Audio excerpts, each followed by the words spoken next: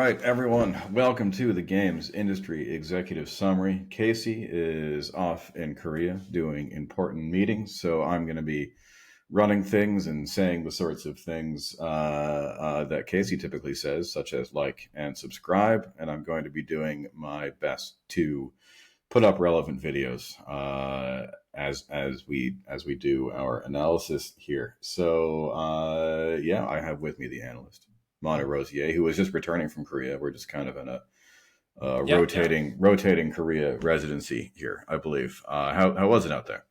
It was good. I fled. Oh, I have echo from you. Um, yes, I uh, I fled before KZ came to make sure I don't meet him. So Yeah, only there can one of only be us. one of us in Korea at any moment. Yeah, exactly. But it was very interesting. Met a lot of interesting people, and I did this presentation at Coca, which is kind of the national organization of video games over there. And the country, the industry over there is very interested into the console business because it's such a different landscape over there. It's PC, but it's not even Steam. It's more like the internet cafe.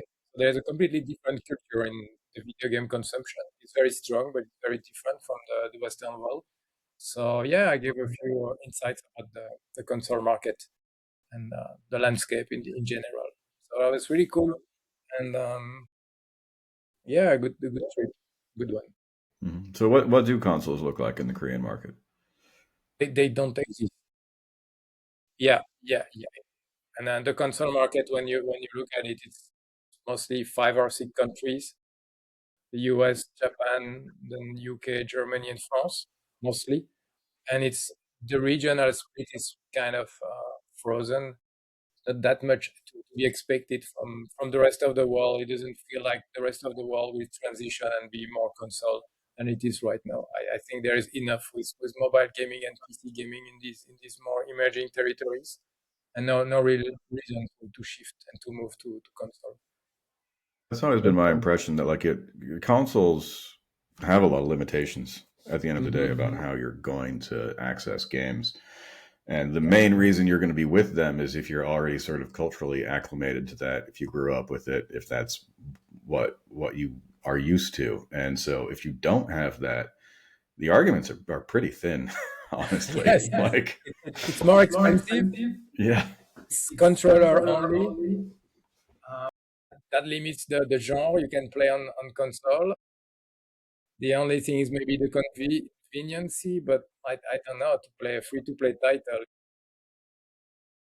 Yeah, there's not that much added value on console, so it's a bit challenging, but I think the idea is more for these Korean developers to target the Western audience on console, rather than hope for any console war in these territories. Yeah, but then that's a tough situation to be in, right? Because if you want to target the Western audience, then you need to on console specifically, then you need to make a game that your local audience is going to be pretty much unable to access. Yeah, Uh, absolutely. or I mean, or you're making a PC port naturally, but then it's just interesting for people to have to make that essentially just totally for people totally outside their home market. Yeah, absolutely. So yeah, good trip.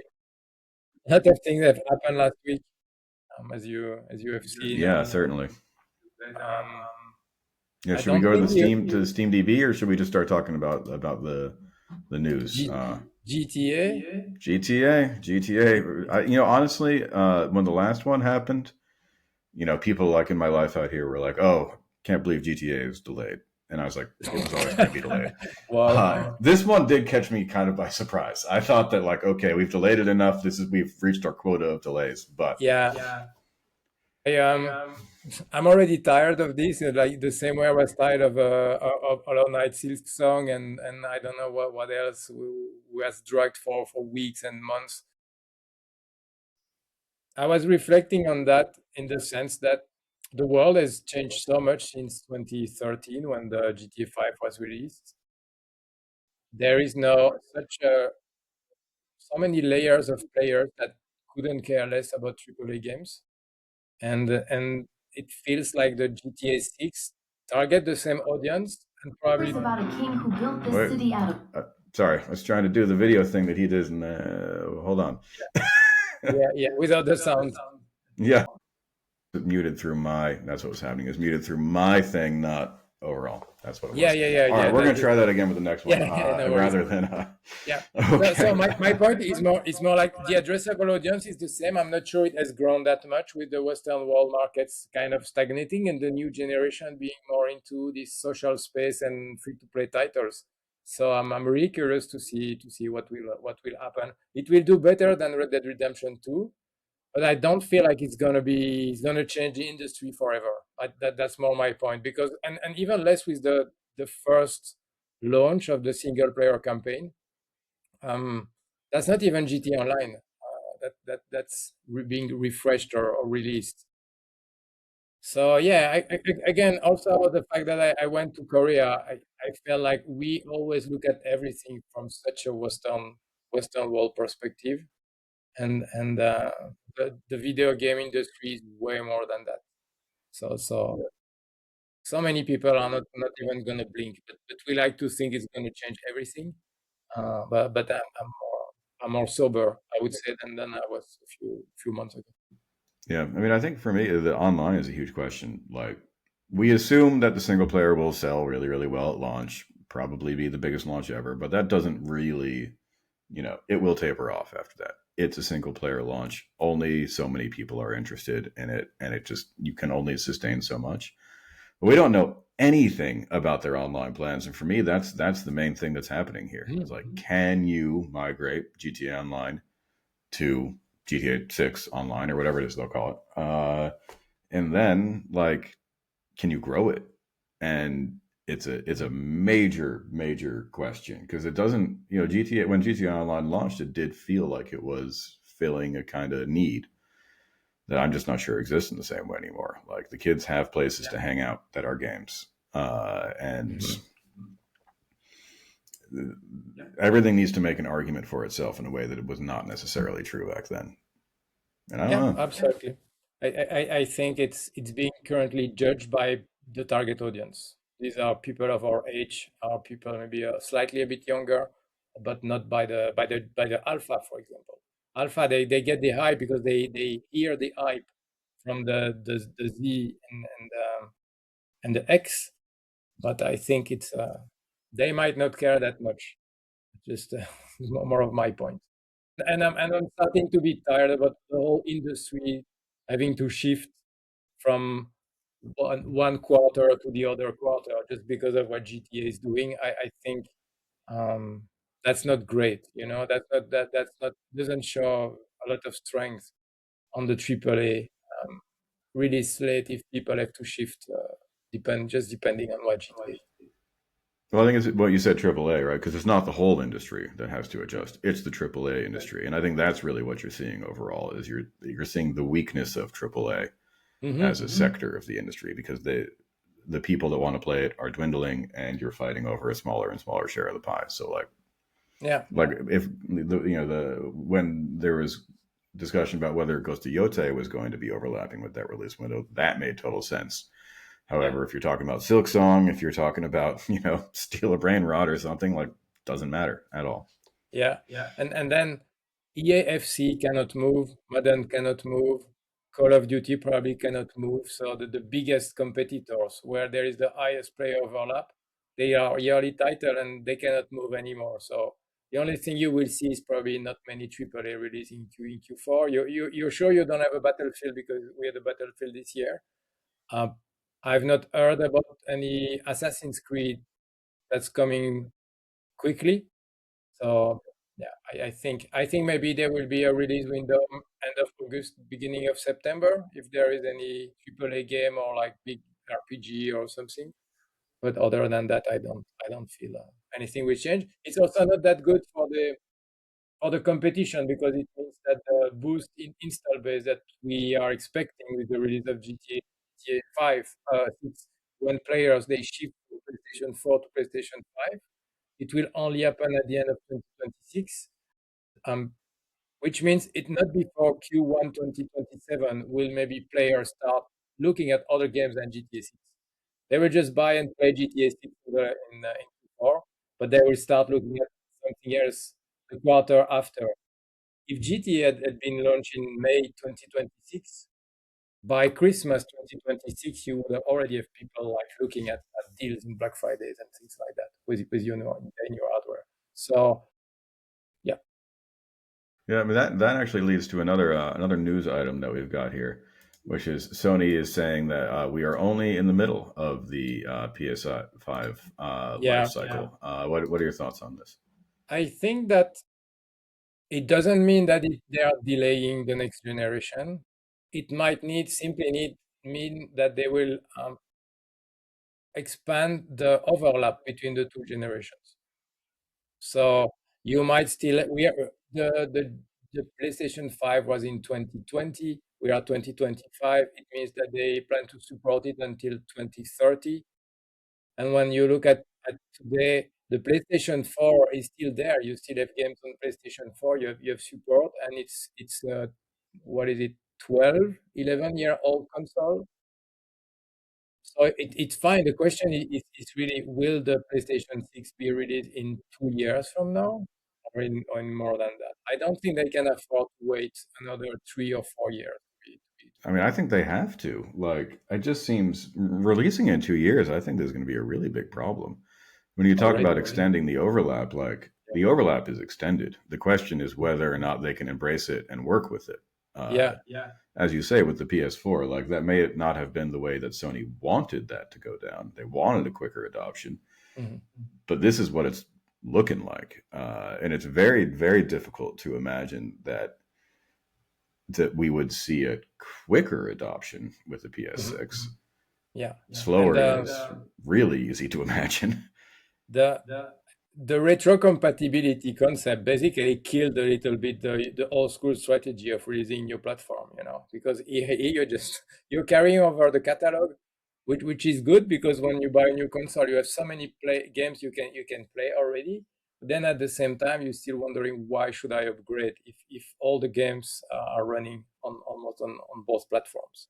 And So running well, like yeah, it's fine. I mean, I do think that there's a solid argument to be made that like Xbox One and PS4, or no, before that, 360 and PS3, that was functionally the last console generation. If we think of a console generation as a well-defined thing that doesn't really move outside of its generation, that's totally done. And the problem is, I think the marketing machine and the mindset of selling new machines still exist under that framework. yeah. And so people don't really, I don't think people are going to understand how to sell them going forward when you need to have sort of self-generating hype like an old iPhone cycle or something like that. You Yeah, can't and rely on games. you can kind of have to accept that people will jump one generation like they do with iPhones. They don't replace every year, they maybe replace every 2 years. Or and the other thing is that the new generations are probably less excited about technical improvement or visual candy, that kind of thing. They don't care. Well, They care and like there's only so much you can get. Like Red Dead Redemption was like what, 7 years ago now, 6 years ago. in 2018. Yeah, 7 years ago. And we're not seeing, I mean, Red Dead Redemption 2, of course. We're not seeing games that look better than that. And it even sort of boggles the mind to think how they would, you know? Look at Battlefront 2016, Battlefront 1.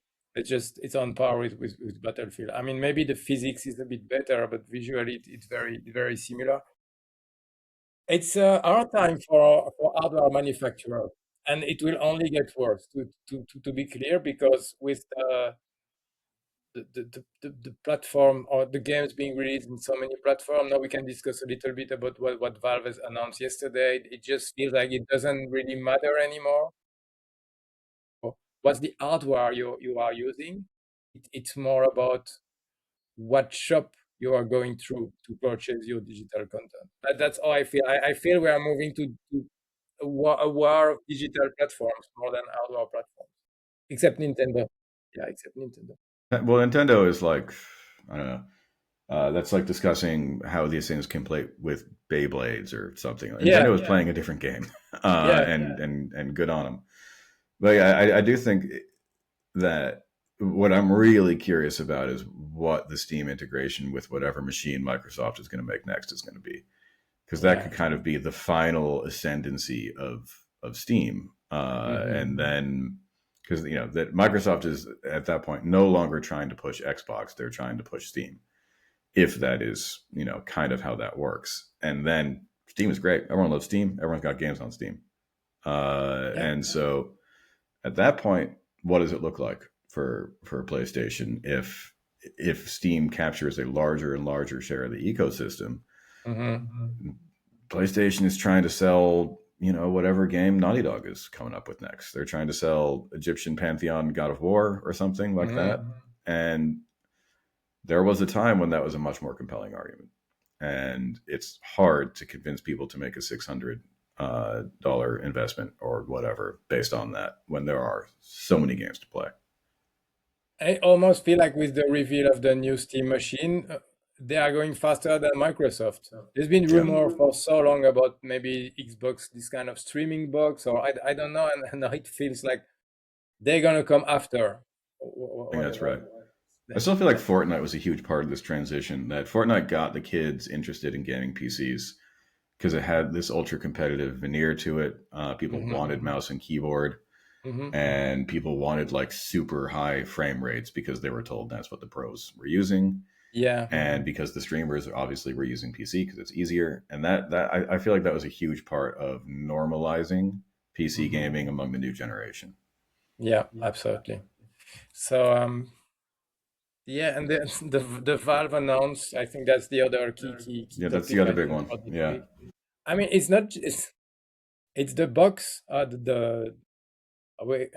seen the naming on Reddit. It's the Gabe box. the Gabe box. Yes, perfect. It's Matt, perfect. Gabe is that billionaire that No, people no, still love. the Gabe cube, the Gabe The cube. Gabe Cube, of course. That makes more Yeah, sense. Yeah, that's yeah, perfect. That's just let's call it like that, the Gabe yeah, cube. And yeah. I mean, for the me, this is a controller really is nice, compelling no? offering, right? Sorry? Let's look at my Steam library right now. Yeah, I have like 500 games in there. yeah, Way more than my PlayStation library, way more than my Switch library. yeah. This is a super compelling offering if I want to play stuff in on my living room and I want a machine in Hmm. there. I don't want to stream it, which is also an option. Yeah, that's you don't want to keep your computer running in the background. You just want Yeah, something that's yeah, exactly. self-standing. Yeah, the So that controller is it makes a interesting. ton of sense to me. Yeah, the controller is interesting. Yeah, is it still? It's If still a you, variation on that old thing they have yeah, with the exactly. trackpaddy things. Yeah, but also the controller isn't dictated, right? You could plug a different controller into there. It's a You PC. can put a PlayStation Yeah, controller probably. Um, and then they have the new VR device, which feels from a technical standpoint quite similar to the Meta Quest 3. yeah, that'll be The tougher for good, them. I think. sorry? I think that'll be tougher for them just because it's already a niche market, and so Yeah, you're fighting yeah, over a small number of people that already own MetaQuests, basically. yeah. I like the fact that they've moved the battery behind instead of in front. So it means it feels a bit better balanced probably in terms of weight on your head. Um, it also feels, yeah, again, a bit smaller, less like a huge device you have on your head. Um, but I think for all these the two hardware, so the box, the and um and the VR, it will be about price. I think if the box is $500, that's a lot of money. Yeah, I mean, it probably will be, right? That's the price point that people tend to look at for this kind of thing. Yeah. But I think it will be challenging. It will not be a no-brainer. If it's below 300, it will be a no-brainer. And it could be, I don't know, 300 with a small, there is a small SSD and there is a big SSD, if I've seen correctly. So there will be two Let's two see, model, Steam but I, Machine specs, yeah, storage, two terabyte SSD. Yeah, That's the expensive one, but there is a That's cheap and then there's version. 512 is the smaller one. Yeah, but I wonder if you cannot upgrade the 512 yourself if you want Yeah, I don't with know. a I mean, USB it's a stick. small box, so upgrading is obviously more difficult. But No, but that is also I sort of a mean, cultural value of Valve. you can use a USB external SSD or something like that, Yeah. Well, like but you do. it is the NVMe, so that's going to have to be up at a high spec as Yeah, well. exactly. So yeah, pricey, and the same with the VR device. If they come more expensive than the Meta Quest 3, why go for the new one? You know, Yeah, because especially because the because Meta everyone who Quest cares 3, is already going to have stuff on there. yeah, and I mean personally, I have a Meta Quest 2, and I have some games in the Meta Quest shop that I would probably, I don't know if I can keep them if I shift to a Steam to a Valve I device. wouldn't imagine. I mean, that's meta, right? That's a very walled garden right there. Yeah, exactly. So I would need a very good reason to shift if I'm already in the Meta ecosystem, if it's not either cheaper or uh, or better from a technical standpoint, which it doesn't seem to be. Yeah, and I mean, and again, like generally speaking, I think that the people who want VR and are willing to spend money on a VR headset have already done so. Mm, It can grow, but it's not going to grow super fast. It's not going to like yeah, grow enough to have a full, another healthy ecosystem in the market. yeah, So yeah, I mean, I was interested by their kind of framing that they were as interested in VR games as they were in just this is a way to play your Steam games. yeah. No, it's I think it's cool. I'm just again, I'm thinking about my usage right now. First, I bought a Steam Deck for my kids because then they could play some Steam games. But the moment I made a laptop available for them, they stopped completely using the Steam Deck and they're just using the laptop. But I think tomorrow they might go to this Steam box if I buy one because it's very convenient. The only challenge I see is that the fight for the screens, for the TV screens at home. But then you got a That's Steam Deck and a laptop, so you know you got plenty of screens for them to play Steam games on. yeah, I get it, and yeah, and I mean, if now I buy a box, then it's maybe the same screen as PlayStation, and you see, you don't have to share the screen of a laptop. You can just use your laptop. You can just use your Steam Deck. Here you will have to share. And I'm thinking more about family that maybe have only one TV screen at home, so it becomes not easy to do to share that screen. And then someone can be using their VR headset as well, I guess. My main concern with the idea of playing your VR, playing your Steam games on there is, it's the Netflix thing, right? We've become so accustomed to sort of multi-screen entertainment to the degree that I think that even game design revolves around that. That like, if I'm playing, I don't know, Anno 117 just came out today. Very Yes. excited. If I'm playing that on my computer, then I'm minimizing this every 15, 20 minutes or so and looking something up. And I'm doing that with a ton of games out now. Yep. And I do think that like that is kind of baked into the design of games now is that people assume that you're going to be Googling stuff as you play because you are. And so the tutorialization and the discoverability is just really different. And if you're in Yeah. if you're in the setting of a VR headset, your capability of doing that is going to plummet. And there's a lot of games that I think are going to be super difficult to play in the intended way if you're not if you're not Googling stuff. Yeah. And yeah, I see sometimes people talking about this trend, and there seems to be also some Hollywood movies and TV shows that are being dumbed down because they know that people they do something else while they are watching. So Yeah, that's a bad idea, I think, because like it should still be your job to demand attention. The difference, I think, with a game is that you are still playing the game. You're just acquiring information about the game as you do it. yeah, And obviously, we're going to go on Twitter and shit. Everyone, well, not Twitter, Reddit now. We're going to do that as we play, and that is more comparable to the Netflix thing. But that should always be your goal as someone making entertainment is to avoid people doing that. I mean, even you accept that it will happen and you push against it because that's what it is make something that people want to watch. But again, the difference in games is you are still interacting with the game. You're just doing so through a web browser and through a community also.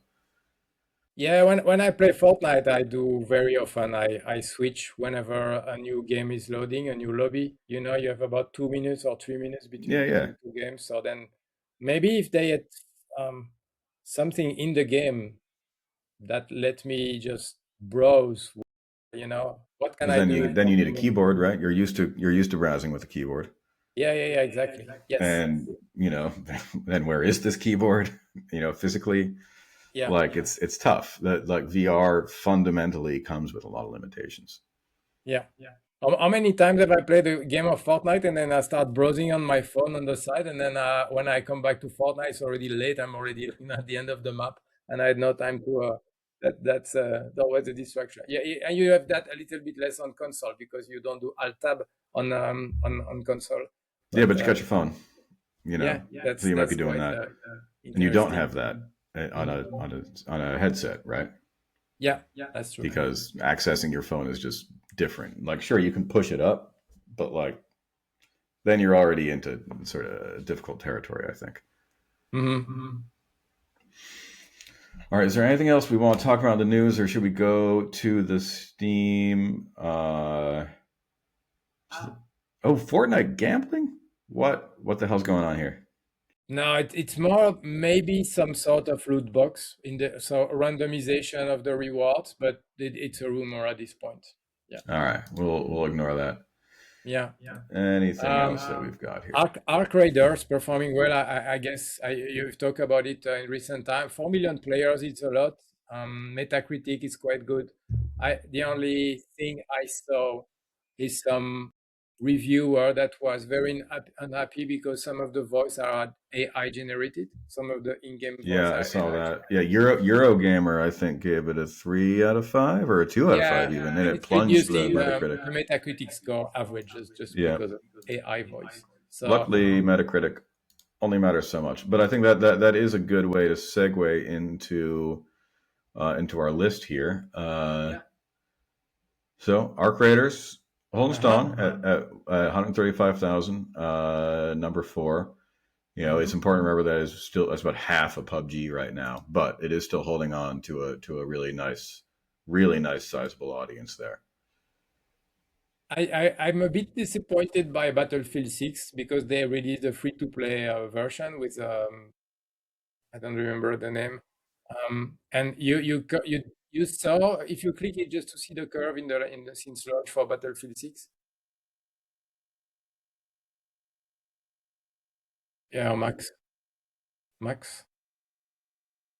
Yeah, you had that bump and of October, Yeah, that's that right there. And then what's but this? Do we know?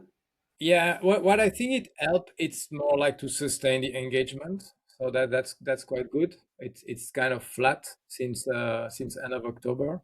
The, but it's not also like it didn't bring millions of new players that wants to play a new battle royale. I think that's also interesting because it's a new. There's not so often that you have a new battle royale on the market, a free to play battle royale. Yeah.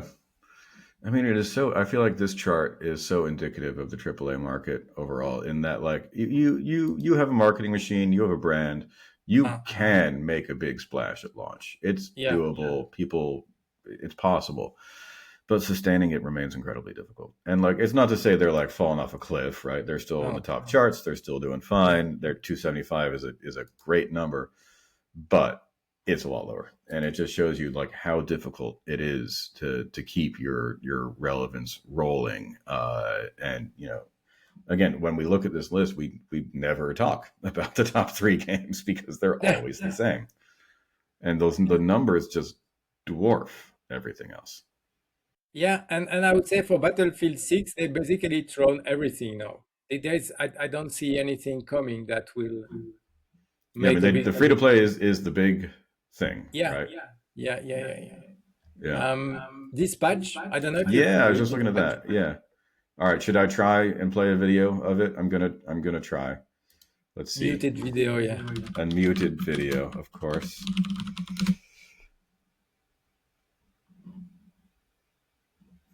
Okay, well, I don't want these. Let's do a teaser trailer here. Muted, and now we're gonna share. Sorry, Casey, for this bit of a janky situation here.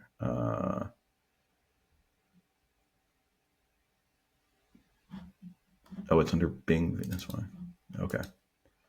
So this is the teaser. Yeah, like this is not something. This is not a battle royale. This is some, but it's very professional. It's put together really well. It's the kind of thing that you really like to see stuff like this do well. Yeah, I think.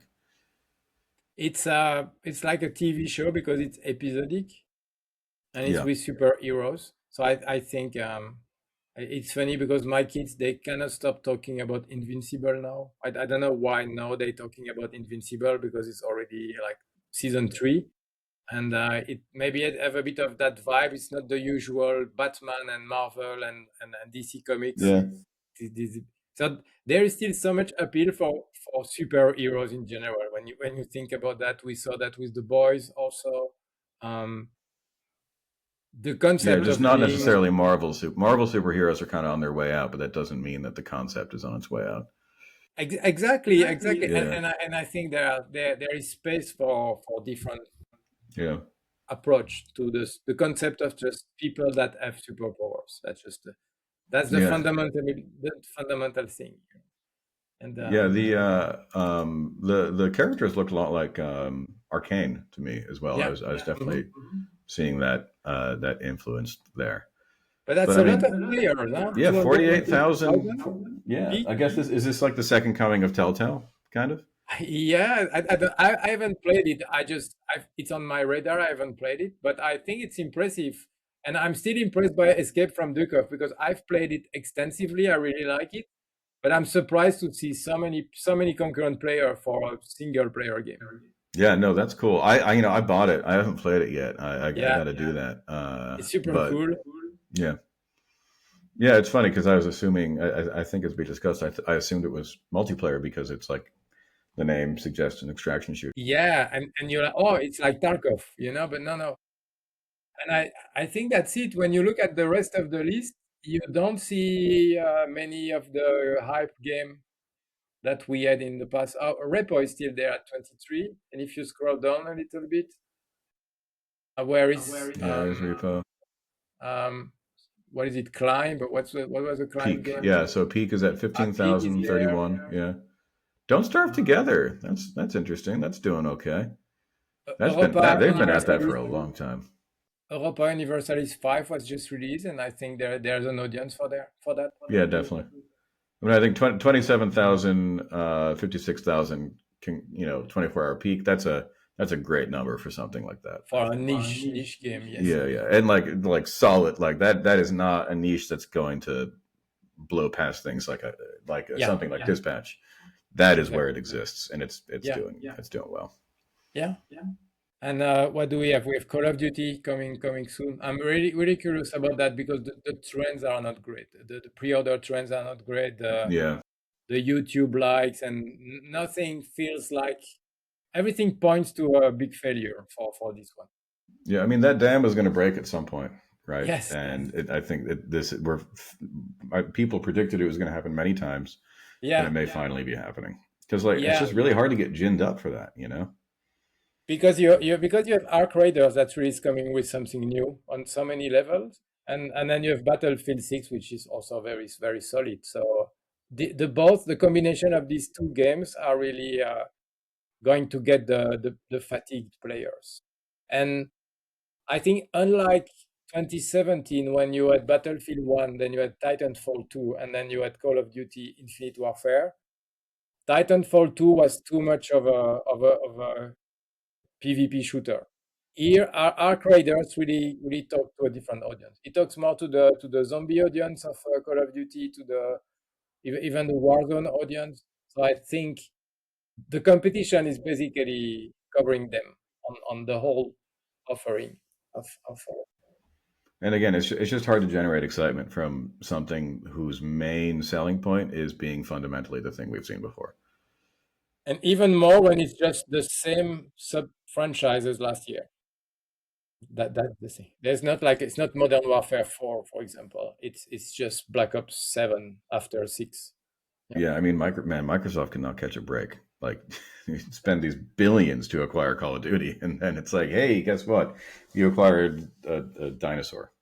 Yeah, and but I've read that the Outer Worlds too is not bad. Yeah, no, Um, I've heard that's cool. I haven't tried it. Actually, I liked the first one. I thought the first one was a little janky, and also it did have kind of for me. I didn't play Starfield, mind you, however, but it had the same problem that was described in Starfield, which is that I'm just not sure space is a great yeah, setting for this kind of game because it damages your world building so much. yeah, the loading screens. Yes, the transitions. Yeah, the interstellar transfer. Yeah, like Yeah, it wasn't I bad. would like to see an Outer Worlds that was just like just one planet. Like you can still have all your corporations all existing on Yeah. a single planet, Uh-huh. except Yeah. you have a little more continuity in your experience. Yeah, absolutely. You just don't have the spaceship, which is a key part of these games, right? You hang out with your ship, you hang out with your people. Hmm. But I don't know. I would rather have a contiguous world. I feel like Mass Effect made the spaceship as hub work really well. Jedi Survivor did okay with it, but there's no guarantee that it's going to work. You know? I agree with the concept of hub for Mass Effect because it's a nice starship, it's big, it's almost like a location, and you have so many interactions happening with your crew members that it made it feel fine. And it was not a problem to travel in Mass Effect as much as it is maybe in Starfield, where I think you're alone, or maybe you have one or two characters, but you don't have big discussions or big cutscene happening in the spaceship. That's a good Yeah, point. and Mass Effect is fundamentally a Bioware game, so it's mostly a dating sim with some Yeah, shooting thrown in there. So yeah, people are always going to be super engaged on that side of it. But yeah. again, there's no guarantee that people are going to be able to do that in other games. Even like the last game people are super ginned up about that was Baldur's Gate, which is like it's not a Bioware game, right? It Yeah, has Bioware legacy in it. yeah, Uh, and when I think about like romance in the Outer Worlds or romance in I don't know, yeah. I agree. and a Bethesda game, it doesn't carry the same weight, and that's a huge part of hanging out in your base in all of these games. Hmm. All Yeah. right, anything else we want to talk about here on this list? No, I think we're good. Yeah, All this. most of the snare stuff. I was interested to see down here, Civilization 6 still much higher than 7, which I don't see anywhere on here. They don't seem to have fixed it. Yes. Yeah, and it's just tough. Like whenever you're competing against yourself, it's a really tough position to be in, and that's a like so many games are competing against themselves at this Yeah. point because of the way these things work now. Yeah. All Exactly. right. Well, Okay. that's our Steam list. That's our news. Anything else we want to cover? Anything you're playing at the moment? I'm going to Riyadh in 2 weeks. Oh Also, well, I'm a world traveler these days. yeah, that's It's gonna be that's the whole thing. interesting too. Maybe I Yeah, will I've have some never I've never information. been there, but it seems like it'll be very shiny. And it's becoming a video game hub also, just for the industry. It's becoming the place to be. So I think I'll tell you it's what helps make a video game hub is an ungodly amount of money. yes, absolutely. Yeah, Yes, I will see you can that just kind of firsthand. brute force that thing. Yeah, that else brings talent. Bring talent. Yeah, I agree with that. Yeah. Okay. All right. All right, cool. That Good. is us, everyone. If you've made it this far, thank you for watching. Thank you for holding strong through my attempts at showing video. I promise next week I've done better in the past. I feel like next week I can have a better handle on that, and then we'll have Casey back anyways. So remember to like, remember to subscribe. The games industry executive summary, guys, is your one-stop shop for all of the top headlines and a little touch of analysis every week. So take it easy. Thank you. Bye bye.